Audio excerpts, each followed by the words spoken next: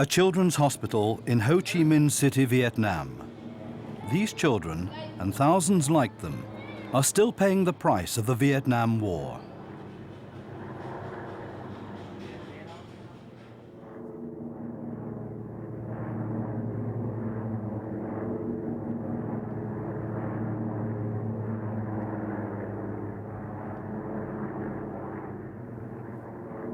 In the 1960s, the American military sprayed more than 70 million liters of the herbicide known as Agent Orange over Vietnam, over a period of 9 years. Invisibly, it contaminated the soil, the fields, the rivers, and the people, and still does. Agent Orange contains one of the most poisonous variants of dioxin. A glass of it added to the drinking water of a major city like Berlin could wipe out the entire population.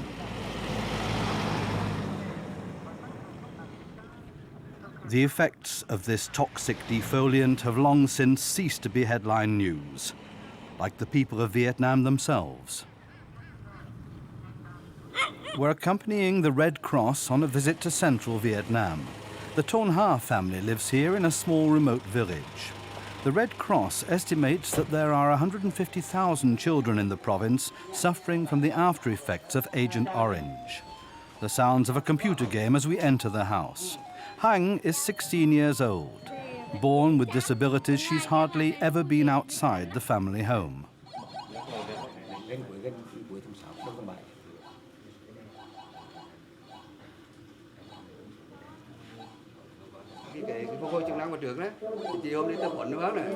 During the visit of the Red Cross workers, Hang suffers a severe epileptic attack.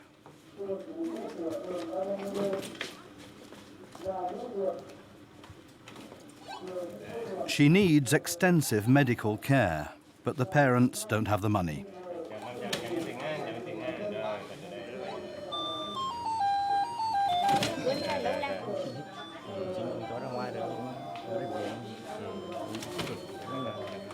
Hang's 11-year-old sister, Lim, also suffers from disabilities. We are convinced that thousands of people are affected, both physically and mentally. They are victims of Agent Orange.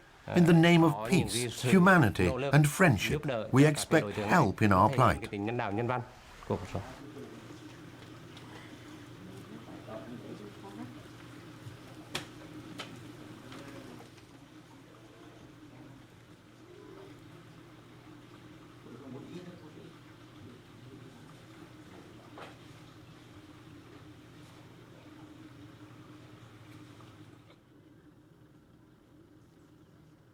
Every day, the children's father visits the graveyard right behind his house.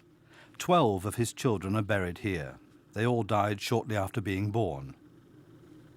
He can't even afford proper graves. The United States government spends millions of dollars tracing American soldiers buried in Vietnam to bring their remains back home for burial.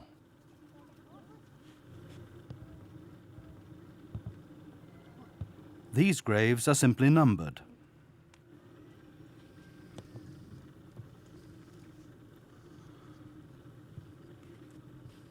It's a crime committed by the USA. I have no healthy children. The Americans sprayed chemicals on our country, and we were affected because we lived in this region and defended our country. When I returned from the war, my relatives and neighbors were very worried about what happened to us, but no one could help.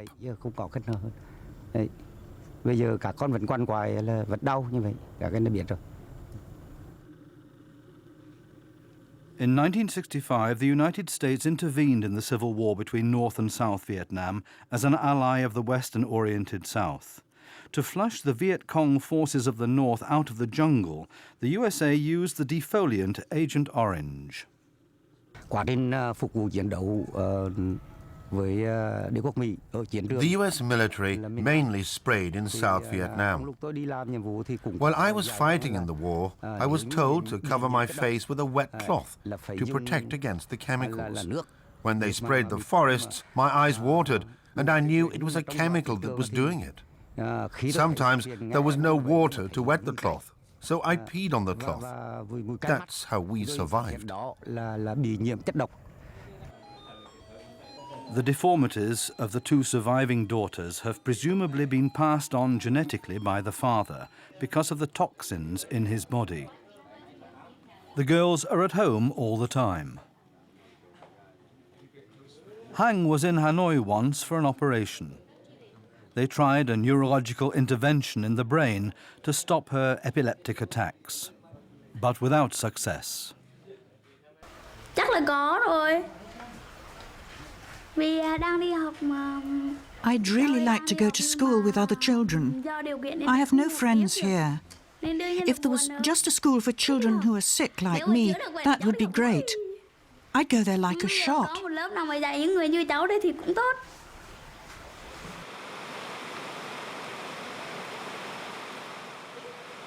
Hang's father tells us that his daughter often suffers from depression. She's often bored and afraid that she's going to die soon.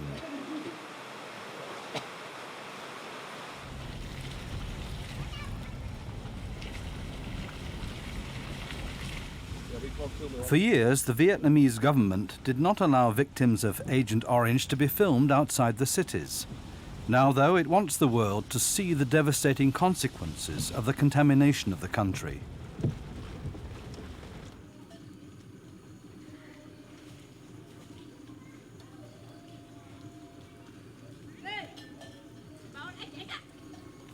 The Red Cross tells us about children with an extremely rare form of birth defect. This family lives a very secluded life. The two brothers, aged 15 and 17, can only move on all fours. Their sister and another brother have the same disability.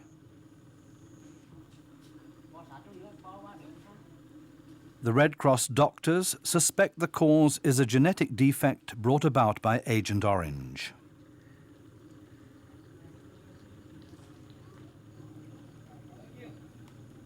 All four children are also mentally handicapped.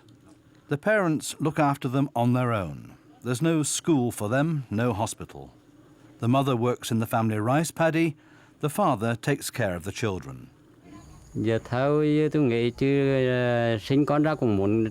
every father, I wanted my children to grow up healthy. But sadly, I didn't know I was contaminated with this poisonous chemical. I expect those responsible to do something for us. I won't live forever. And then, who'll take care of my children?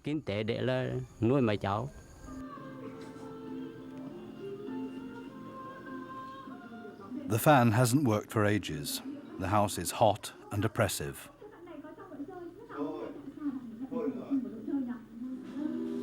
The warmth and openness of the children is very moving.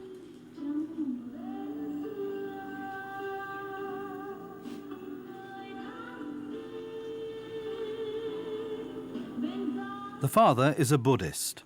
People in this region of Vietnam used to believe that a handicapped child was a punishment for the bad lives of the forebears, but they've long since stopped thinking that. The father too knows that it's the toxins in his body and the contaminated land that are to blame.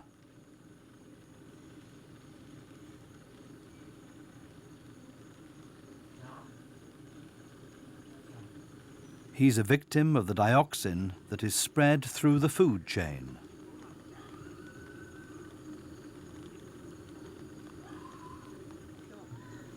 Two of the brothers can manage to stand, but only with support and for a short time.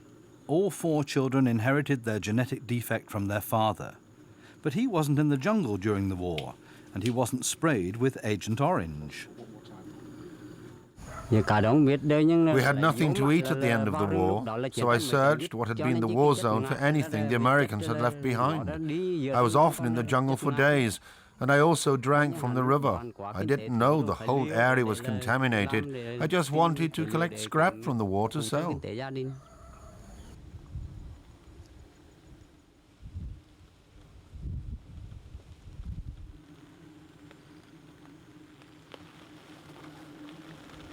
The after effects of Agent Orange are also to be found in areas that were never sprayed, like here in the north of Vietnam, in the province of Tay Binh. The reason? Many men and women fought in the south, in the sprayed region. They came back with toxins in their bodies. Now the people here are fighting on a different front.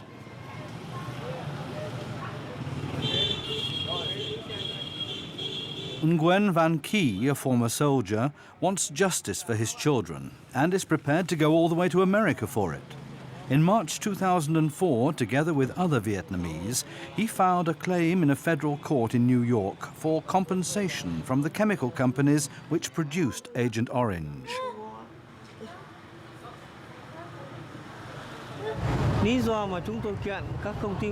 We are filing charges against the American chemical companies because our victims of Agent Orange lead a dreadful life. Who will look after my children when I'm dead? Both are disabled. I have enormous problems and just can't carry on like this. The war ended 30 years ago, but in my family it's still going on.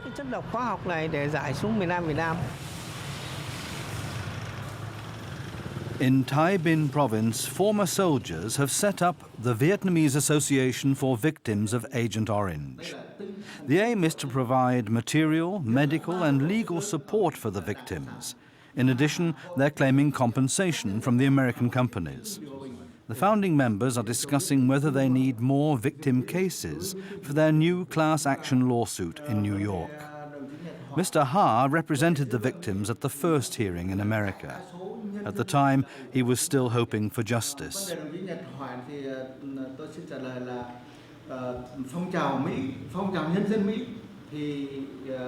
But in March 2005, the first compensation suit was dismissed by a New York court on the grounds that a causal link between Agent Orange and disabilities could not be proved.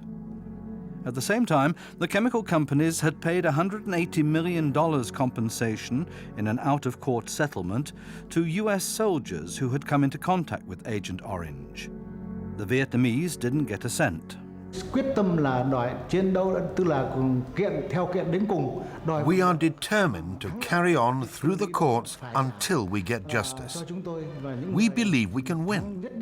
The American chemical concerns, which have illegally profited from the suffering of millions of people, must accept responsibility and pay damages.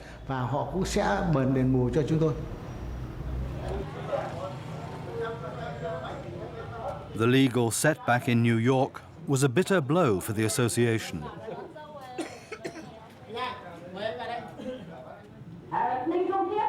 The local mayor has come to urge the association to fight the chemical giants harder than ever. Justice will always triumph in the end, she says.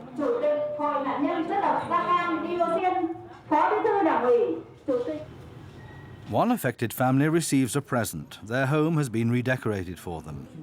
A former colonel suggests recruiting new members for the association.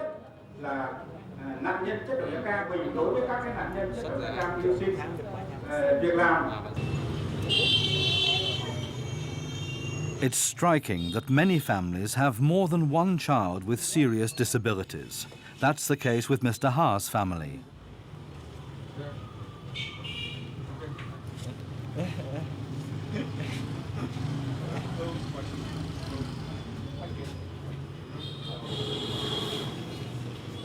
His 4 sons are deaf-mute. They also had a sister.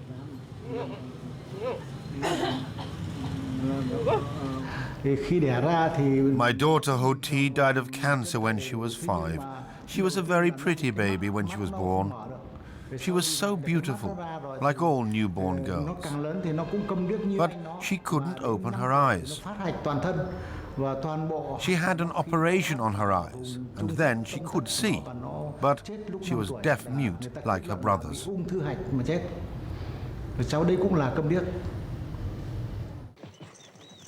Why is it that there are so many victims of the chemical deployment even today? The US Army suspected the Vietnamese enemy was in the jungle and began to systematically strip the jungle of its foliage with chemicals. The justification was that this would save the lives of thousands of American soldiers. The defoliant used was called Agent Orange because it was stored in drums with orange stripes on them. Và đi vào chiến đấu ở phía Nam, ở phía Bắc Công Tum. I was on dangerous missions in South Vietnam. I drove the truck at night and hid it during the day when I slept. We drank water from springs and ate fruit from the jungle. I knew nothing about Agent Orange, but I did notice the trees losing their leaves. I drove these missions for many years. Later I learned that the Americans had been spraying poisonous chemicals.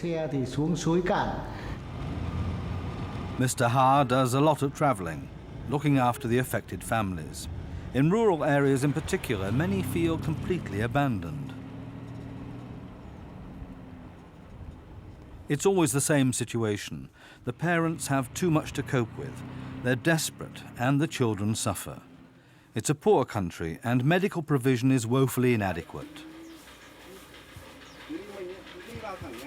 Another father is waiting for Mr. Ha. He's at his wit's end.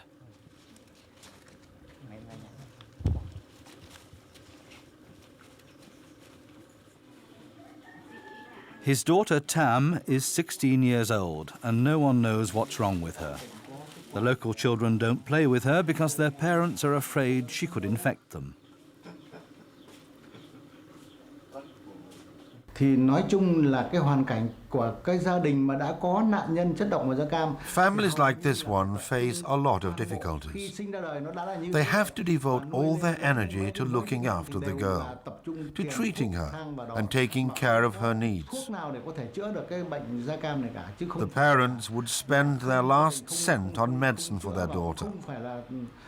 But the medicines they can get can only relieve the pain a little. They can't cure her.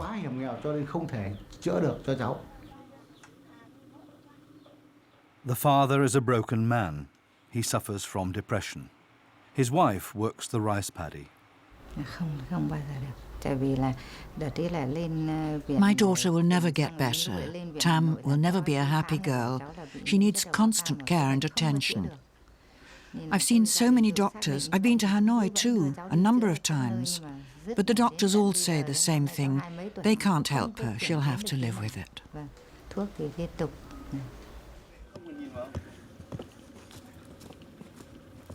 A stone's throw away in the same village, the next family is waiting.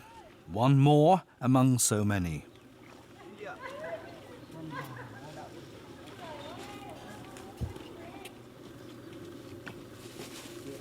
The father died some time ago. Mr. Ha has brought some basic medicaments with him.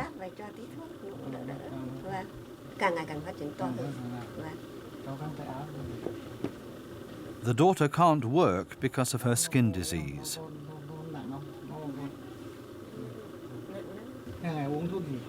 They tell Mr. Ha their problems.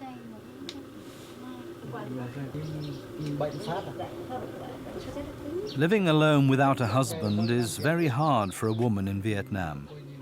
The mother receives a pension of just $5 a month. I'm visiting this family because they need help and have no one else to turn to. The father was a soldier in the region sprayed with Agent Orange. He didn't survive long. The mother has to work in the rice fields to look after her daughter, even though she's old and ill herself.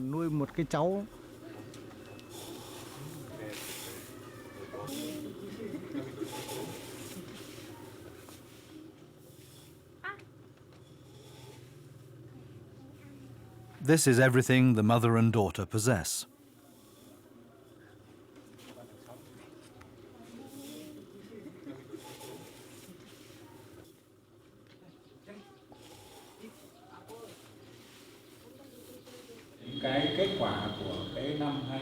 The members of the association are former soldiers. As during the war, when they were pitted against an enemy of vastly superior strength, they're still having to fight with basic equipment, with no modern technology, no computers. Mr. Ha tells us about other victims' families. The association wants to prepare us for a particularly serious case. He shows us a picture to spare us the shock later. They tell us about a boy who's kept locked up by his parents because he's mentally ill. They don't let him go out. Nằm suốt 32 năm mà bây giờ là điên nó là hụt. The two men with Mr. Ha were once highly decorated officers in the North Vietnamese army.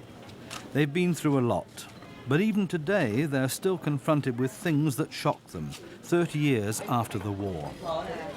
On the way to the young man, we picture him locked in his bedroom.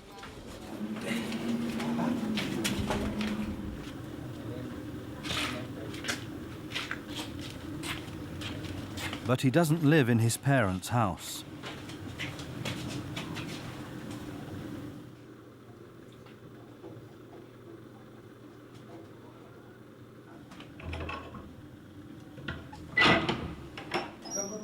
He lives here. The young man's name is Hung. This young man is psychologically disturbed and can be extremely aggressive. His parents can't cope. His legs are paralyzed, but his arms are very strong. He often attacks his parents and bites them. The family had no choice. They had to lock him up in a separate room.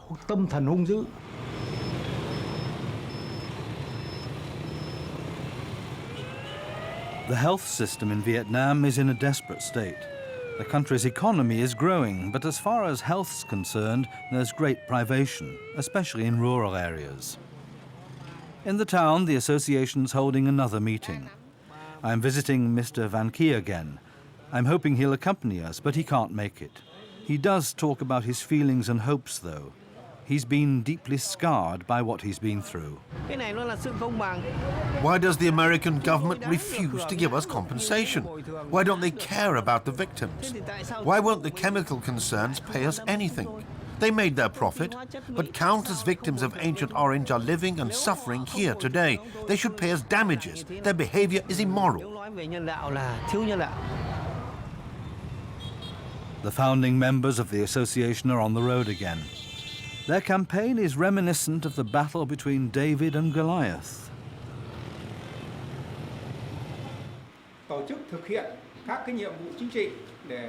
The former colonel introduces a woman who wants to be included in the class action lawsuit. She can't read or write, she's seriously ill, and she's ready to take on a major corporation. The association members are proud of her.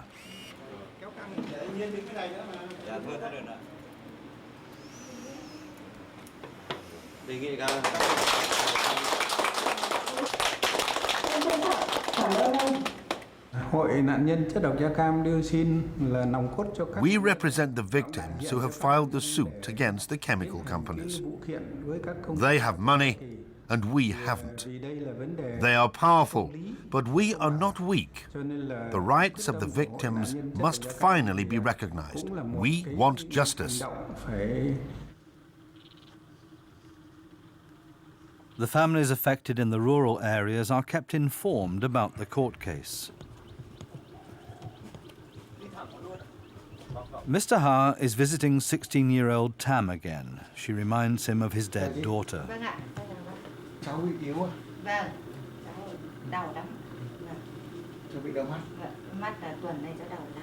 Had she lived, she'd be the same age as Tam. The girl is suffering from no clearly identifiable clinical syndrome, but from a combination of many symptoms.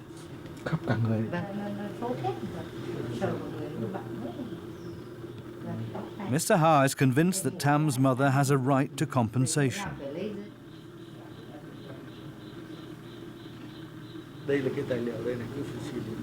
He explains how important the lawsuit is for securing the medical care Tam needs, as well as financial support. But the truth is that the court case will take a long time, even if it proves successful in the end.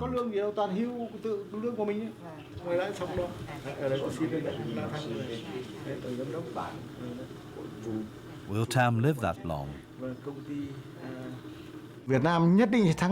We won't give up until we've won. It's not just a humanitarian issue, but also a question of human rights. We will fight for that in the American court, not just for my child, but for her child and for all the victims of Agent Orange in Vietnam.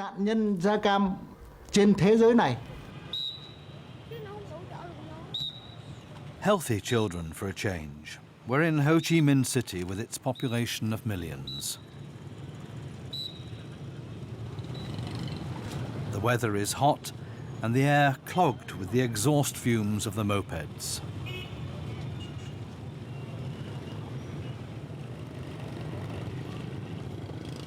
We've come to the Tu Du hospital.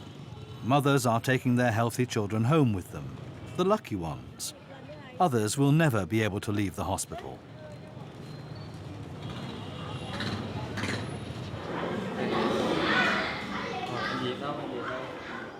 "60 children live here. For some of them, life will be short. The after effects of Agent Orange are now evident in the third generation. So what's the situation like today?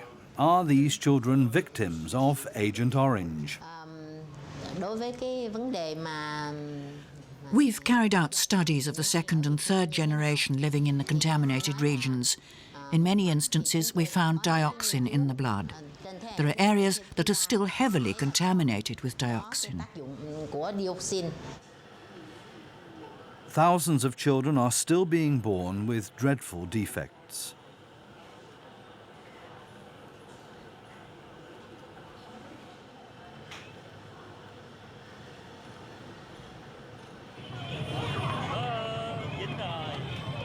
Agent Orange, an important issue within Vietnamese society. In Ho Chi Minh City, a benefit concert is held in aid of those affected.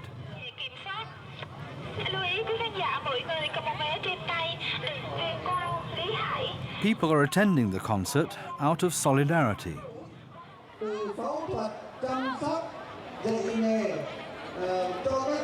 We're surprised to find a Catholic priest addressing the thousands of people attending this concert in communist Vietnam.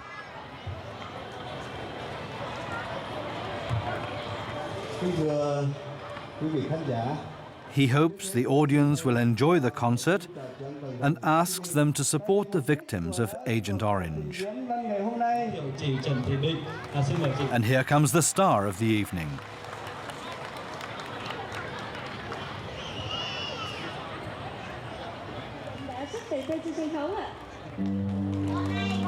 She says, if I don't sing well and you don't like my song, hard luck.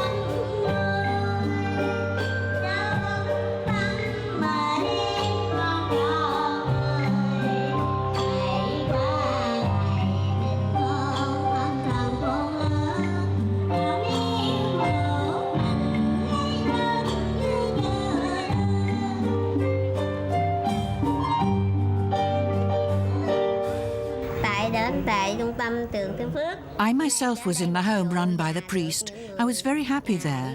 When I went back to my family, I was also happy because they love me and look after me. The neighbours also show me a lot of affection.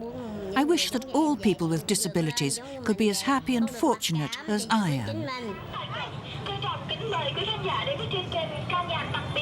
Father Tu hands out leaflets about his children's home. He's been looking after many handicapped children there for the last 5 years and is asking for donations.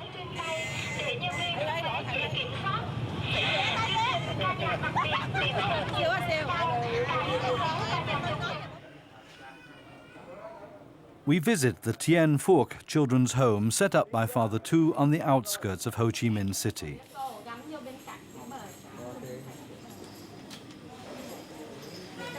The needs of these children would not be met if it weren't for the priest. Some of them don't look sick, but appearances are deceptive. These 2 boys have no memory. When you show them a colour, they forget immediately which it was. They're not even aware that they have parents.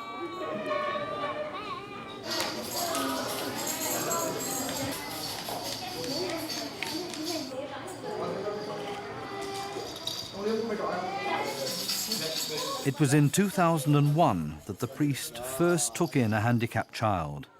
Over the years, more and more children have been brought to him. He now looks after 80 children with a wide range of disabilities. Most of them are victims of Agent Orange.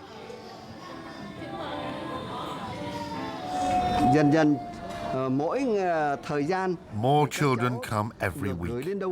The parents are so desperate that they just leave the children on our doorstep at night. Most of them come from the area where Agent Orange was sprayed.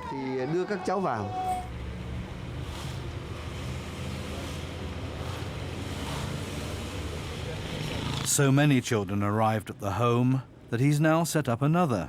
Father Tu travels from one to the other several times a week.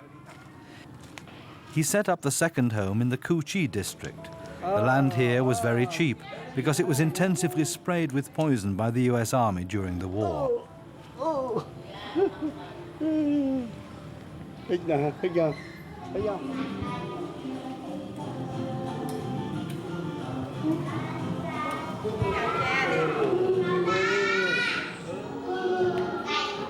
There are Agent Orange victims here from the third generation since the war.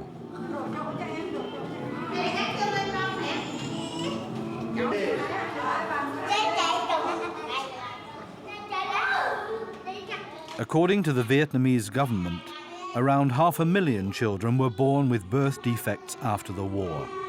2 million are suffering from cancer and other diseases.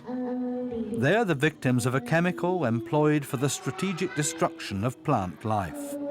But it also destroyed the lives of people.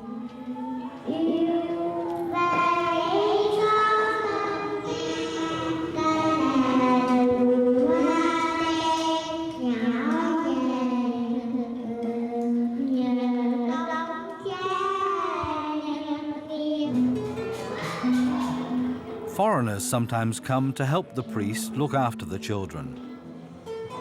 John is Australian. He fought on the American side in the Vietnam War. He too was exposed to the defoliant.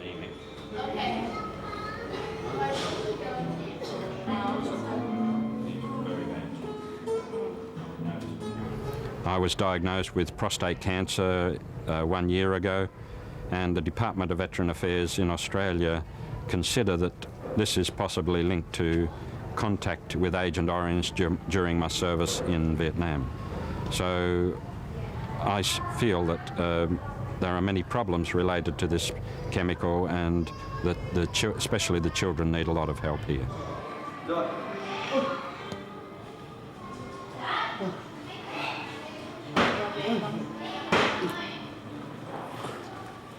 There are no doctors in the children's home. We see for ourselves what happens in an emergency.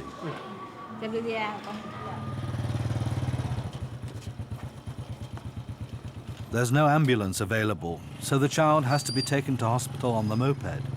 There's no time to lose. But in the rainy season, the journey is hard going.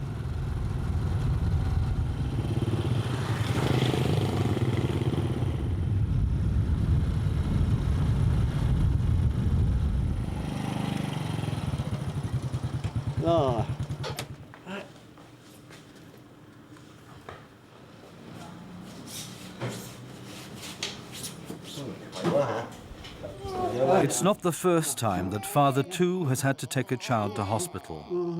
This child has no mother or father. The priest is the orphan's only attachment figure.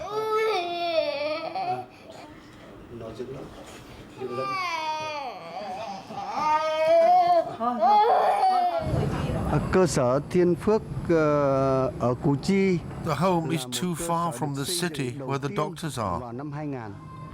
We can't cope. We need a doctor here in the home. In a serious emergency, we are too far away.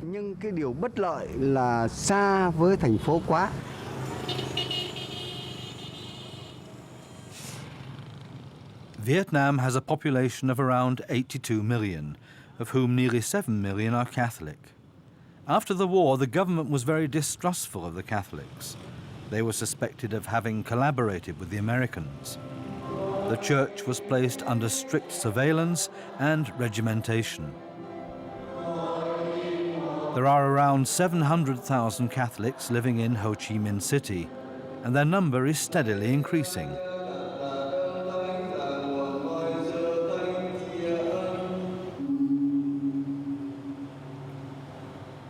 When the Americans left, I was one of the few Catholic Christians the party trusted. I was a bridge between the government and the Catholics in the country. A lot of problems have been cleared up in the meantime.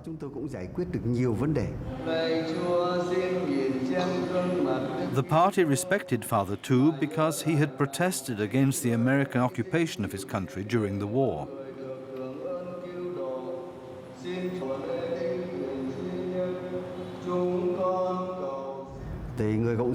The communist government is opening up more and more, as are the Christians. Both sides have settled their differences over time. Relations between Christians and communists in the city have improved greatly. They've met us halfway, and we now work hand in hand with the government. To support Father Tu in his work, the local authority has made a large plot of land available to him for a new home, the third for his children. But he has to finance it from donations.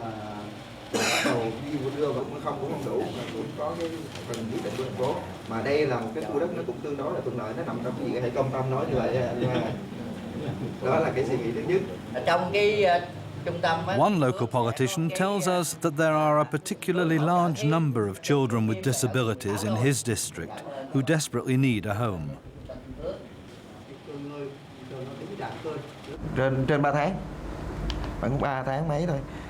The district authority took only 3 months to reach the decision to give Father Tu the land. It's very important he has the land so he can build a home there.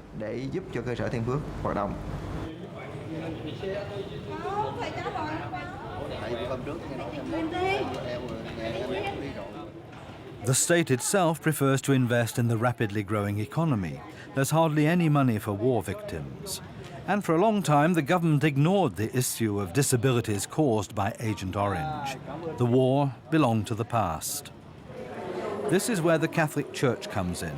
Father Tu has invited local politicians and business representatives to another benefit event. 4 children from Father Tu's home are performing at the concert to entertain the guests with their music. But what it's really about is the future problems of the country. The poison will not disappear for decades to come. The priest tells the audience that love for the children is all important. Only through love can we protect them. Pity doesn't help the children. They have to learn to fight for themselves. We won't always be here to help them, he says.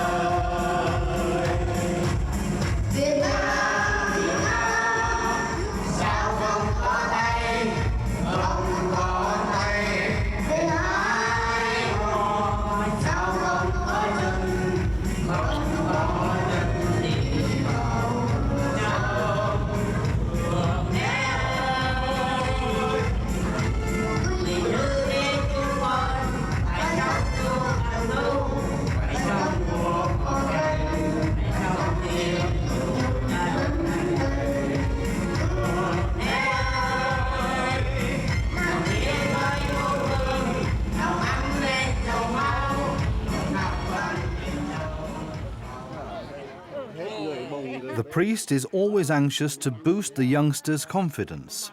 Today is a special day. Father Tu helps Kong to fulfill his wish, a day out at the beach.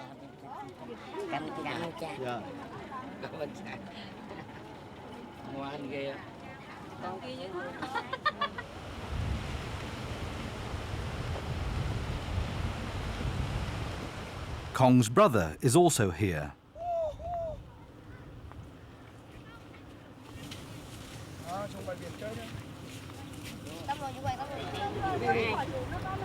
A stroll on the beach helps them to learn how to support one another despite their disabilities. The priest's hope is that they'll one day be able to manage on their own, without him.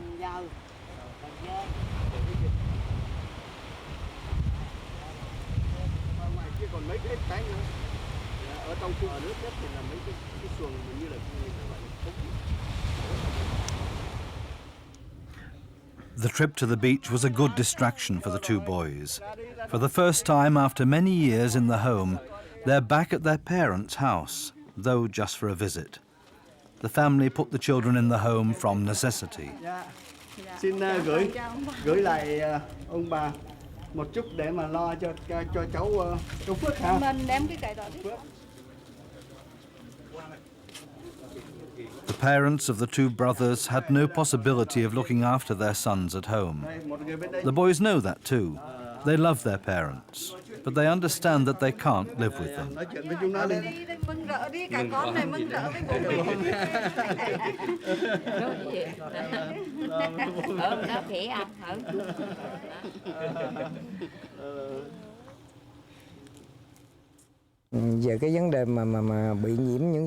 These chemical companies that have done such harm to our children make me furious. I hate these people who brought all this pain and destruction on us and who have left us in this misery. I hate these people who wanted to take over our country for no reason, who brought death to us, and we are left to make the best of it. The Vietnamese government does not have the money to undertake large-scale soil sealing operations. Large areas of the country are actually not safe to live in. So 30 years after the end of the war, the toxins remain in the food chain. The victims will be dependent on others all their lives.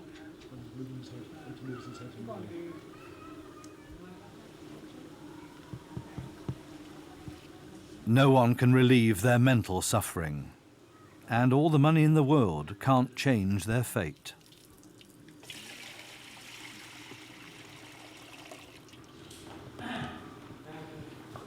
It's not possible to take the US government to court for having employed poisons in the war. The Vietnamese are hoping at least for an acknowledgement of responsibility.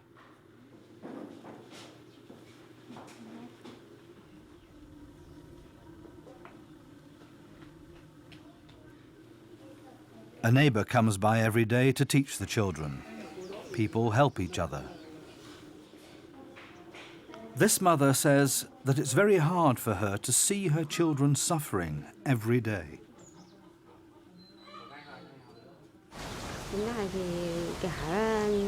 I don't know how much longer I can stand it. I've given up all hope. Không biết nói sao.